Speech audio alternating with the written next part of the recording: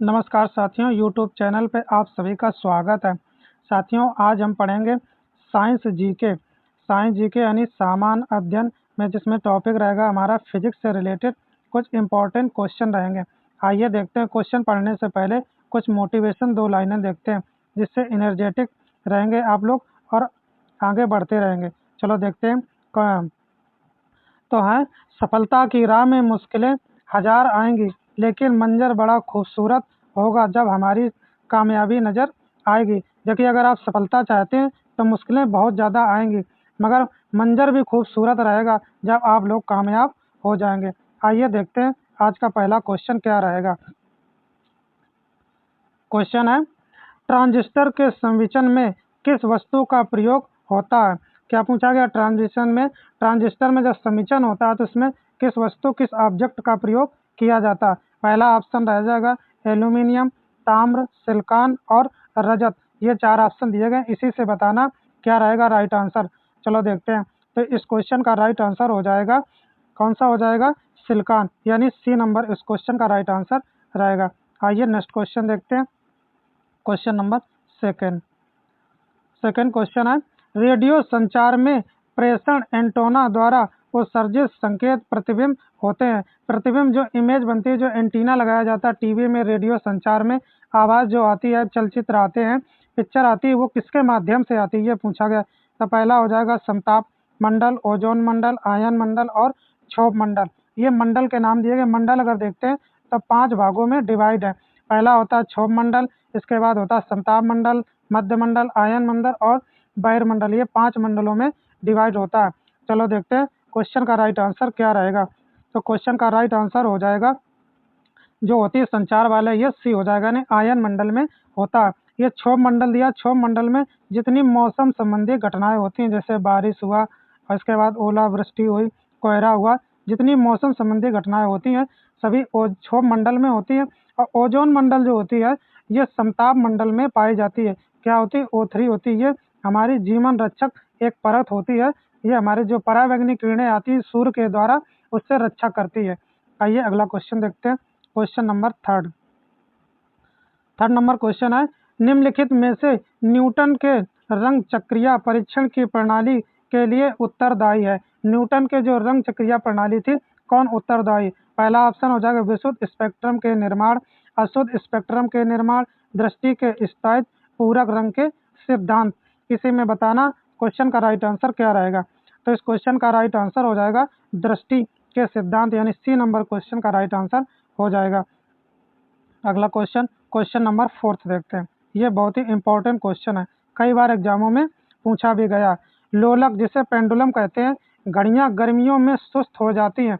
सुस्त यानी स्लो चलने लगती हैं पेंडुलम की। ये सब क्यों होता है? तो पहला हो जाएगा गर्मियों में दिन लंबे होते हैं। भी हो जाएगा कुंडली यानी कोयल में घर्षण होता है, लोलक की लंबाई बढ़ जाती है, लोलक के भार में परिवर्तन हो जाता है। चलो देखते हैं। तो इस क्वेश्चन का राइट आंसर हो जाएगा लोलक की लंबाई क्या हो जाती है? बढ़ जाती है गर्मियों के दिनों में, इसलिए पेंडुलम जो होता है वो स्लो चलने लगता है। क्वेश्चन नंबर 5 नेक्स्ट क्वेश्चन देखते हैं। क्वेश्चन है, एक माइक्रोन किसके बराबर होता है? माइक्रोन का पूछा गया। तो एक माइक्रोन अगर नॉर्मली देखते हैं, माइक्रोन का इस तरीके का चिन्ह होता है म्यू की तरीके। तो एक माइक्रोन जो होता है वो 10⁻⁻6 मीटर होता है, मगर इसको मिलीमीटर में बताना है। तो पहला हो जाएगा 0.1 मिलीमीटर, 0.01 मिलीमीटर, 0.0001 मिलीमीटर, इसके बाद 0.0003 टाइम्स और 1 मिलीमीटर। इसी में बताना है। तो इस क्वेश्चन का राइट आंसर हो जाएगा 0 पॉइंट यानी सी 0.001 मिमी हो जाता है। आइए नेक्स्ट क्वेश्चन नंबर 6 देखते हैं। क्वेश्चन नंबर 6 है, यदि आप एक ऐसे फॉन्ट का प्रयोग करते हैं जो एक ब्राउजर द्वारा सहायता प्राप्त नहीं होता, तो मूल पाठ है क्या हो जाता? केवल एरियल फॉन्ट का प्रयोग करते हुए प्रदर्शित होगा, विशिष्ट पृष्ठभूमि के साथ प्रदर्शित होगा, फिर डिफ़ॉल्ट फॉन्ट में प्रदर्शित होगा या प्रदर्शित नहीं होगा। अगर आप क्या करते हैं, किसी फॉन्ट का प्रयोग करते हैं ब्राउजर पर, तो उसमें कैसा प्रदर्शित होगा ये बताना है, रिप्रेजेंट होगा उस पर। चलो देखते हैं। तो इस क्वेश्चन का राइट आंसर हो जाएगा सी, यानी डिफ़ॉल्ट फॉन्ट में प्रदर्शित होगा। क्वेश्चन नंबर 7 देखते हैं। 7 नंबर क्वेश्चन है, मनुष्यों के लिए मानक ध्वनि स्तर है? मनुष्य कितने स्तर तक की ध्वनि को सुन सकता है, ये पूछा गया। तो पहला ऑप्शन हो जाएगा 90 डेसिमल, और उसके बाद हो जाएगा बी 60 डेसिमल यानी डीबी 120 डेसिमल और 100 डेसिमल। ये कुछ कैटेगरी मतलब स्तर दिए गए हैं कि कहाँ तक इंसान सुन सकता है, जो इसके लिए कर्कश महसूस ना हो कानों में। तो देखते हैं, तो इस क्वेश्चन का राइट आंसर हो जाएगा 60 डेसिमल। 60 डेसिमल डीबी जो लिखा हुआ है ये ध्वनि का मात्रक होता है, इसे डेसिबल कहा जाता है। तो 60 डेसिमल तक की कोई अगर ध्वनि है तो क्या होती है, वो कर्कश महसूस नहीं होती है, आराम से उसको इंसान सुन सकता है। आइए क्वेश्चन नंबर 8 देखते हैं क्या रहेगा। क्वेश्चन नंबर 8 है, निमग्न वस्तुओं का पता लगाने के लिए प्रयुक्त किए जाने वाले उपकरण को कहते हैं। निमग्न होता है जो जल में डूबी हुई वस्तुएं होती हैं, इन्हें जो जल में डूबी हुई वस्तुएं होती हैं इन्हें इस तरीके से हम पता नहीं लगा सकते हैं, देख नहीं सकते, तो उन्हें किस तरीके से कौन सा उपकरण इक्विपमेंट का प्रयोग किया जाता है। पहला हो जाएगा सोनार, क्वासर, स्पंदक और रेडार। ये दिए गए उपकरण, इन्हीं में से बताना। तो इस क्वेश्चन का राइट आंसर हो जाएगा ए, यानी सोनार का प्रयोग किया जाता है। निमग्न जो जल में डूबी हुई वस्तुएं होती हैं इसी से पता लगाया जाता है। क्वेश्चन नंबर 9 देखते हैं अगला क्वेश्चन क्या रहेगा। नेक्स्ट क्वेश्चन है, निम्न में से किसका घनत्व सबसे अधिक होता है? डेंसिटी पूछी गई, सबसे अधिक किसकी होती है? मैक्सिमम पूछी गई, मिनिमम नहीं पूछी गई, याद रखना मैक्सिमम पूछा गया। तो पहला हो जाएगा चारकोल, कोक, डायमंड यानी हीरा कहते हैं, ग्रेफाइट का। तो सबसे अधिक होता है अगर किसी का घनत्व तो वो होता है डायमंड यानी हीरे का सबसे अधिक घनत्व होता है। इसमें जो होता है क्या, इसे अष्टक होता है, इसमें क्या होती है 8 भुजाएं होती हैं, 8 भुजाएं होती हैं। ये कार्बन का अपरूप होता है, इसे अष्टक कहा जाता है। आइए नेक्स्ट क्वेश्चन देखते हैं, क्वेश्चन नंबर 10। 10 नंबर क्वेश्चन है, सड़क या रेल की पटरी पर गोलाई की बैंकिंग क्या पैदा करने के लिए की जाती है? अगर हम लगातार गोलाई में घूमते हैं तो 20 मतलब अंदर की ओर लगता है। अगर हम कोई एक बांध करके धागे में कोई अगर हम बांध लेते हैं, कोई वजन भारी वस्तु उसको घुमाते हैं तो कौन सा बल महसूस होता है? अंदर की ओर लगता है, ये पूछा गया। तो गुरुत्व बल ए हो जाएगा, बी हो जाएगा कोणीय वेग, अभिकेंद्री बल और अपकेंद्री बल, कौन सा बल उसमें लगता है, ये पूछा गया। तो क्वेश्चन का राइट आंसर हो जाएगा सी, यानी अभिकेंद्री बल लगता है उसमें। क्वेश्चन नंबर 11 यानी अगला क्वेश्चन देखते हैं। क्वेश्चन हो जाएगा, कोहरे में फोटोग्राफ लेते समय साधारण दृश्य प्रकाश की अपेक्षा अवरक्त विकिरणों को क्यों पसंद किया जाता? अवरक्त विकिरणें जिन्हें क्या कहा जाता है? यूवी रेज कहा जाता है, अवरक्त होती हैं। जो ये क्या होती हैं, ये कम फैलती हैं, और जो अगर कोहरे में हम साधारण लाइट से अगर हम फोटो लेते हैं तो सही नहीं आती साधारण से, हम इसीलिए प्रयोग करते हैं अवरक्त किरणों का। तो क्या होता है, कम अवशोषित होती हैं, पहला ऑप्शन। अधिक अवशोषित होती हैं, अधिक अधिक फैलती हैं या कम फैलती हैं। तो क्वेश्चन का राइट आंसर देखते हैं। तो इस क्वेश्चन का राइट आंसर हो जाएगा, क्या होता है, अवरक्त किरणें जो होती हैं वो कम फैलती हैं, एक ही जगह फोकस करती हैं, तो फोटो जो होती है वो साफ आती है। आइए क्वेश्चन नंबर 12 देखते हैं। 12 नंबर क्वेश्चन है, अधिकांश लोगों के कानों के लिए अल्पमत श्रवण योग्य ध्वनि का स्तर क्या है? अल्पमत होता है सबसे कम जो ध्वनि सुन सकता है।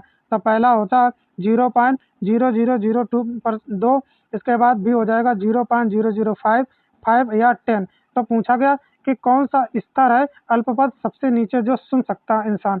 चलो देखते हैं, ध्वनि के बारे में देखते हैं क्वेश्चन। चलो थोड़ा देख लेते हैं एक्स्ट्रा जानकारी। जो 20 हर्ट्ज से अब 20,000 हर्ट्ज के बीच में जो भी ध्वनि होती है उसको इंसान सुन सकता है, इससे कम होती तो इंसान नहीं सुन सकता है। तो इसका क्वेश्चन का राइट आंसर हो जाएगा ए, यानी 0.002 जो होती है ये अल्पमत होती है, सबसे कम होती है, इंसान इनको सुन सकता है, श्रवण योग्य ध्वनि होती हैं। आइए अगला क्वेश्चन देखते हैं, क्वेश्चन नंबर 13। क्वेश्चन है, जहाज की चाल मापी जाती है। जहाज हर एक की चाल मापी जाती है, मगर इसमें पूछा गया एरोप्लेन यानी जहाज की चाल कैसे मापी जाती है, ये पूछा गया। किससे मापी जाती है? तो पहला हो जाएगा हॉर्स पावर में, एंगस्ट्रॉन्ग में, जूल में या नॉट में। ये दिए गए हैं, कुछ यूनिट दी गई, किससे मापी जाती है ये पूछा गया। तो इस क्वेश्चन का राइट आंसर हो जाएगा नॉट में, किसमें? डी, इस क्वेश्चन का रहेगा राइट आंसर। तो डी जो होता है नॉट से मापी जाती है। और देखते हैं, ये जो हॉर्स पावर है ये जो होता है ये शक्ति का मात्रक होता है, याद रखेंगे आप लोग। हॉर्स पावर जो है शक्ति का मात्रक।